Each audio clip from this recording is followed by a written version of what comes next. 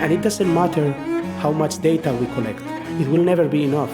There is a gap because there is an ontological gap. It's not the same sort of thing.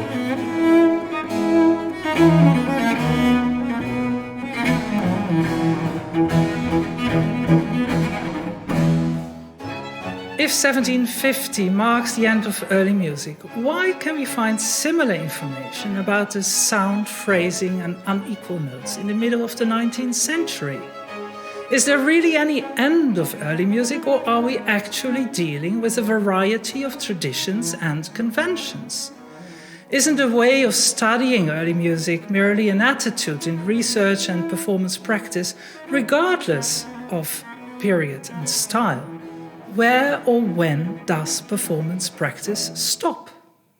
I would like to argue that mixing sources is not a musical problem, but a philological one. There is no freedom without rules, but with which set of rules shall we approach music of the 19th century? The early music platform featured concerts as well as panels, speeches and breakout groups, dealing with topics such as tone colors on romantic string and wind instruments, piano technique in Vienna around 1820, basso continuo and diminution in the 19th century, and the early romantic lied.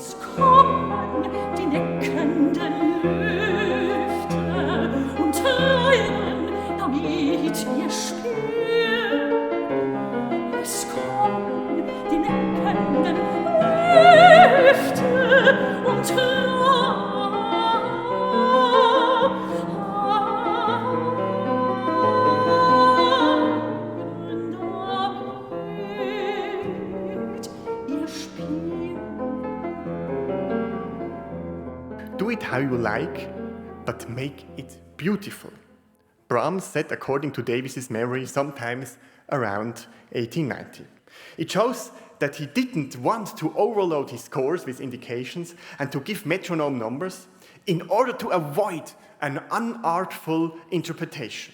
And I would call this taking the inside perspective, trying to put ourselves into the 19th century performer's mind and training, which is coming close to the compositional process and recreating this process in performance.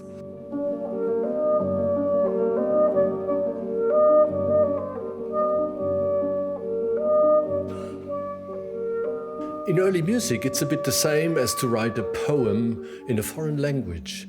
First of all, you have to study all the details and grammars and specifications for that language, and the outcome, at the end, is a new and lively performance.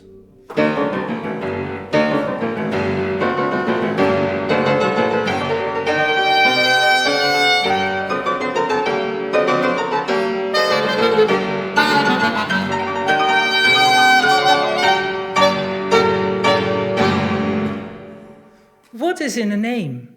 The Trossingen Institute of Early Music recently changed its name in Institute of Performance Practice.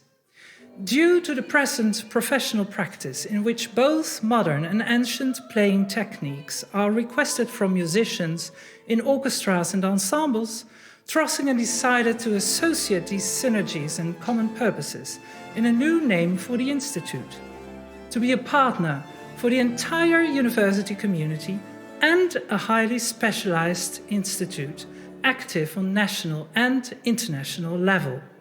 The University of Musik Trossingen had hosted the very first AEC Early Music Platform in January 2009. The Early Music Platform brings together heads of departments, teachers and students, promoting European cooperation and networking in early music. It was great to meet in Trossingen again in October 2021, despite the pandemic. We met in a hybrid format coming from all over Europe to Trossingen. What is it spelled? I can't find it. My goodness, it is in the middle of nowhere. And I said, don't bother.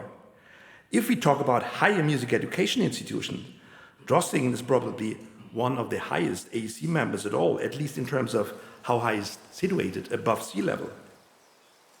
It is a quiet place here, yes, indeed. But it's ideal for concentrating, focusing and debating at congresses.